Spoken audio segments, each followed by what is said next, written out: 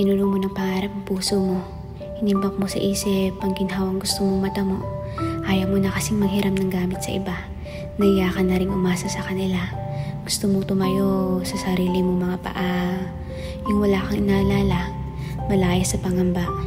Dahil kaya mong saluhin ang sarili kapag natumba. Wala kang minanang yaman. Hindi rin kilala ang iyong pangalan. Parang ikaw ang blangkong pahina sa unahan ng mga nobela. Ikaw ang simula, pero walang mga salita. Kailangan mong patunayan ang iyong halaga. Kailangan mong makuha ang atensyon nila. Sapagkat ayaw mong mabalawala.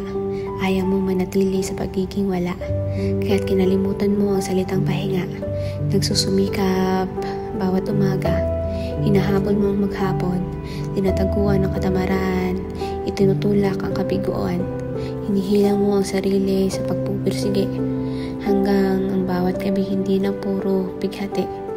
Ayaw mo nang lumuha dahil sa problema. Ayaw mo nang balikan ang mga araw na wala kang makapa sa bulsa. Kaya't kinalimutan mo ang pahinga. Gusto mo ikaw naman ang mag-abot ng tulong sa iba. Na balang araw, ikaw naman ang itinuturing nilang pag-asa. Na kung sakaling mayroong hindi makatayo, ikaw naman ang sasaklolo. Ang totoo, hindi mo lang naman ito ginagawa para sa sarili mo.